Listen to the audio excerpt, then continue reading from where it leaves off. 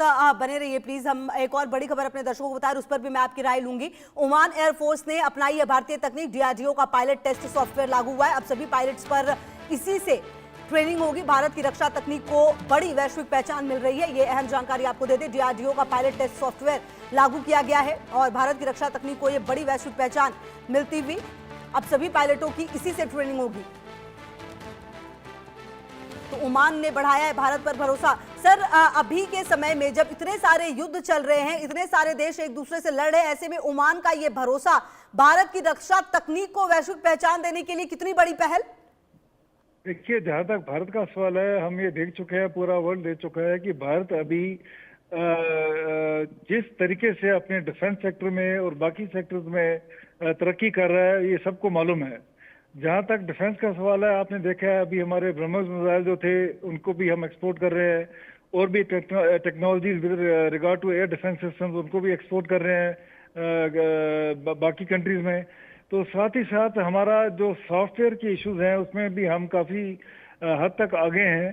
तो ओमान ने अभी जो हमारा पैकेज लिया है, अगर उसको वो यूज़ कर रहे हैं ट्रेनिंग के लिए, तो ये भी हमारे लिए एक बहुत खुशी की बात है।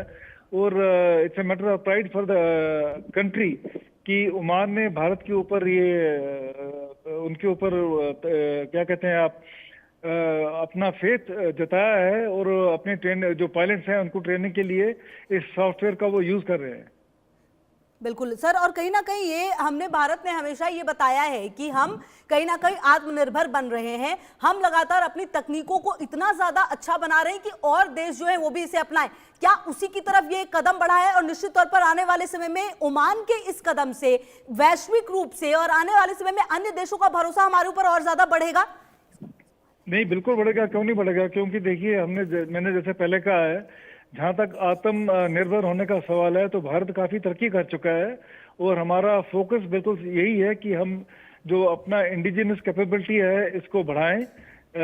इंडिजिनस कंटेंट जो हमारे इक्विपमेंट में रहता है, हमारे डिफेंस सेक्टर में रहता है, उसको जितना ज़्यादा कर सके वो भारत की तरफ से ये कोशिश जारी है।